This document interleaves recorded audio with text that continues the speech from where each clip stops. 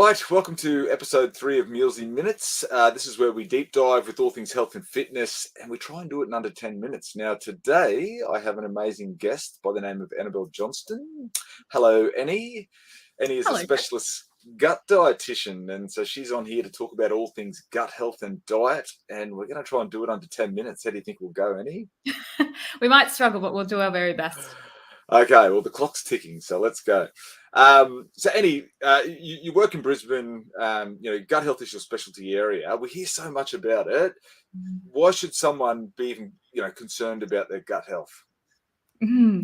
Gut health governs everything. So when our gut health is nice and strong, our risk of chronic disease like diabetes and heart disease is quite low, but it also governs how we feel in terms of our mental health and our mood and our ability to concentrate. So it's a really important area of health that we all have to think about in order to be, I guess, the most productive versions of ourselves.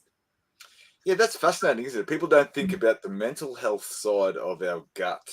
Because am I right in that's a recent finding, like I say recent, last 5 or 10 years? Like we didn't really know that. Would that be right? I think it's been researched quite heavily for a long time now, but it's only come into mainstream media over the past 5 to 10 years. Yeah. Science is slow to get out there, isn't it? Yes. It does take a bit of time. Yes. Yeah, because we hear a lot about that now, particularly with the awareness that we see around mental health and managing that. And so it's great that gut health is coming to the forefront with that. Do you think we'll see? I mean, this is a political question, but do you think we'll ever see, Medicare rebates for dietitians for mental health? Is that something that isn't too far away? Quite potentially. That's a really interesting point, though, because there was a big study called the SMILE study that was recently published, and it found that depression or depressive symptoms could reduce by 30% with the use of a Mediterranean-style diet. So it does show the strong link between diet and mental health. That's huge. 30%. What would medication be? Like, did they? I got to admit, I know of the SMILE study, but I didn't read it. Like, what would medication be if diet's 30%? Like, what's the comparison? They didn't put it in the study, but for these participants, a lot of them had tried medication already. So this was the next step to try to see if that would assist. And their findings, I know, surprised them a lot. They weren't expecting to see such strong evidence-based findings, I guess, relating to nutrition and specifically depression. That's huge, isn't it? Okay, so I've got gut issues. I'm coming to you. What do I do? What will you do for me? So it really depends on the gut issue. If it's general gut health, what I would do would be to complete a comprehensive nutrient analysis to see exactly how much fiber we're having, because that is the big nutrition factor that affects our gut health. And then the types of fiber within those categories, assessing how much of each we're having and their effects on the body, whether we're feeling bloated or we've got cramps or low energy. Yeah, right. So what are the different types of fiber then for someone that might want to know that?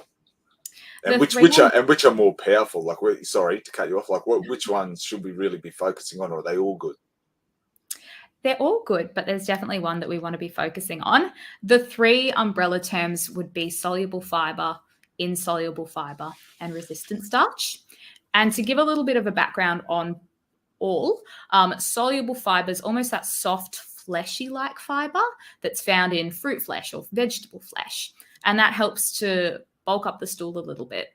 Insoluble fiber is more of the roughage that's found in the skins of fruits and the skins of fruits and vegetables, and it helps to pass the stool through the bowel. And then resistant starch is one of the great ones that helps to diversify the amount of good gut bacteria that we have. Yes, yeah, resistant starch is one that we hear a lot about these days. I mean, I like the white potatoes come back into vogue with the ability to cook and cool, and it brings out that resistant starch, doesn't it? Absolutely. It's really interesting that we have the ability to change some of the fiber component through the cooking process, opposed to just eating the particular food. Yeah. So potato salads, come back. Absolutely. I think the big one, though, that would be the most important would be soluble fibre, because within that category, we've got things like prebiotic fibre, which is the food that our gut lives off. Yes, we hear a lot about probiotics, don't we? But prebiotics probably don't get as much attention as what they deserve. Would that be a fair statement? That is completely fair. I mean, it's like the probiotics they are the organisms. But if there's no prebiotics, they're not getting any food. So they can't colonize and create more and more. So we've really got to be focusing our attention on the prebiotics so that we can create more probiotics and then be at a lesser risk of the diseases. So people can't just, pay their way out of the problem by spending money on probiotics, because they're wasting their money on it if they're not eating the prebiotics. Is that right? Absolutely. Yeah, right. And a lot of the time, sorry, you go. No, you go. A lot of the time, if they haven't done testing in terms of what probiotic they need, the probiotic they're ingesting isn't even going to get to the gut. It'll be destroyed or it's not even used. If they're investing in these probiotics, a lot of the time it's just a waste of money.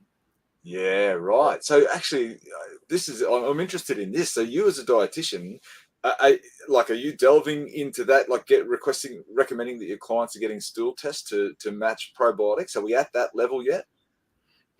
Potentially for some. I don't do it a lot of the time because it is expensive and there are other things that we need to focus on first, that being the prebiotic fiber.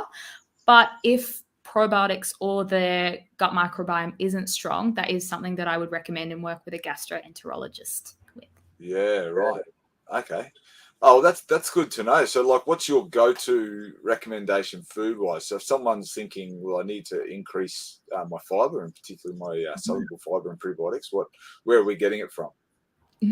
So, in terms of prebiotic fibre, I would definitely encourage the use of oats or legumes like chickpeas, lentils, and black beans. Underripe bananas as well. That's a good one. Or onion and garlic.